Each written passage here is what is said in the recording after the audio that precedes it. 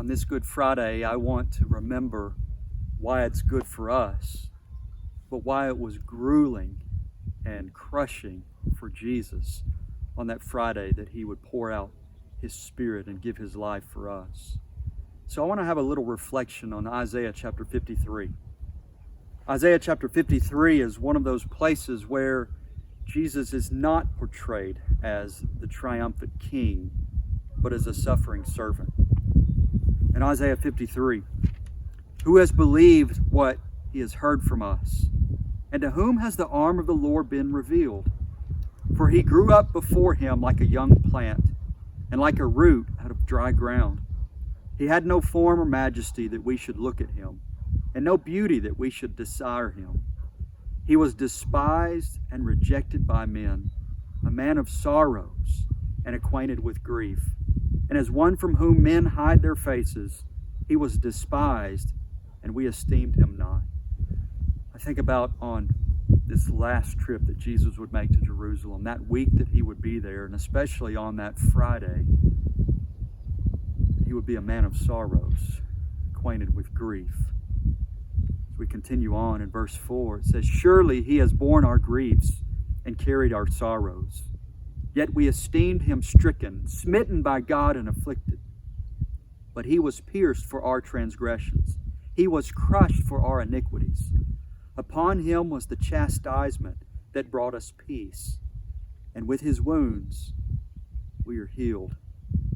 And we like sheep have gone astray. We have turned everyone to his own way. And the Lord has laid on him the iniquity of us all." Jesus was clothed with our sin and our shame. He was oppressed and he was afflicted, yet he opened not his mouth. Like a lamb that is led to the slaughter, and like a sheep that before its shearers is silent, so he opened not his mouth. By oppression and judgment he was taken away. And as for his generation, who considered that he was cut off out of the land of the living, stricken for the transgression of my people. And they made his grave with the wicked, and with a rich man in his death, although he had done no violence, and there was no deceit in his mouth. Yet it was the will of the Lord to crush him. He has put him to grief. God was pleased to crush his Son so that we could be free, so that we could be forgiven.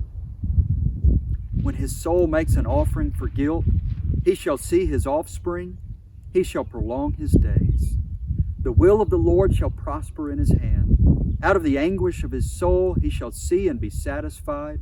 By his knowledge shall the righteous one, my servant, make many to be accounted righteous, and he shall bear their iniquities. Therefore I will divide him a portion with the many, and he shall divide the spoil with the strong, because he poured out his soul to death and was numbered with the transgressors. Yet he bore the sin of many and makes intercession for the transgressors. As we consider today what Jesus took and what he endured